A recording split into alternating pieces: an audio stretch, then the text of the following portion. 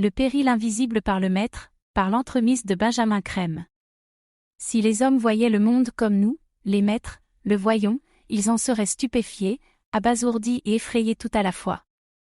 La manière dont ils se représentent l'état de la Terre est si éloignée de la réalité, et ils font de telles erreurs de jugement sur les perspectives à venir que, sans assistance, ils seraient condamnés à voir péricliter et mourir leur habitat planétaire. En l'état actuel des choses, la planète Terre est en triste condition, et chaque jour qui passe aggrave une situation déjà critique. Nombreuses ont été les mises en garde concernant le réchauffement planétaire et d'autres problèmes d'environnement, mais même les prophéties les plus sombres restent en deçà des calamités qui menacent aujourd'hui le monde. Peu nombreux sont ceux qui voient le caractère immédiat des périls et l'urgence des mesures nécessaires pour y faire face. Si grand que soit le danger auquel nous expose le réchauffement planétaire, il n'est hélas pas le plus important ni le plus grave auquel nous sommes confrontés. Sans s'en rendre compte, l'homme est engagé dans un processus lent mais régulier d'intoxication de sa propre espèce comme des règnes inférieurs.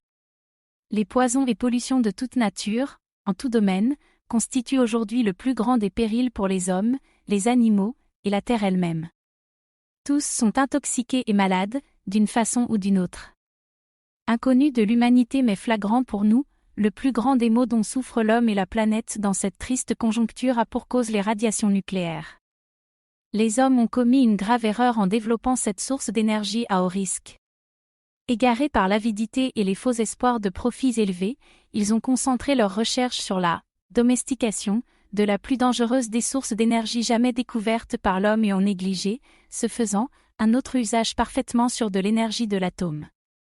La fusion atomique est à leur portée, elle s'opère à froid et sans le moindre danger, à partir d'un simple isotope d'eau disponible partout dans les océans, les mers et les rivières, pour ne pas mentionner l'eau de pluie.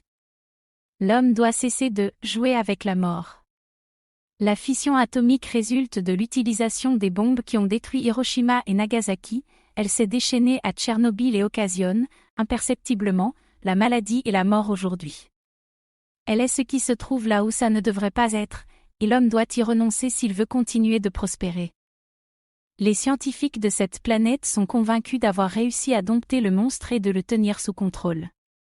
Ils ne se rendent pas compte que leurs instruments sont des plus rudimentaires, qu'ils ne mesurent que les aspects les plus bas des radiations nucléaires et qu'au-dessus des plans physiques denses s'étendent des plans plus subtils où ces radiations se révèlent encore plus dangereuses pour la santé et le bien-être de tous. Sans les efforts incessants de nos frères extraplanétaires pour atténuer ce péril invisible dans les limites où le permet la loi du karma, nous serions d'ores et déjà en très mauvaise posture. Humanité, réveille-toi. Revue Partage International, juin 2006.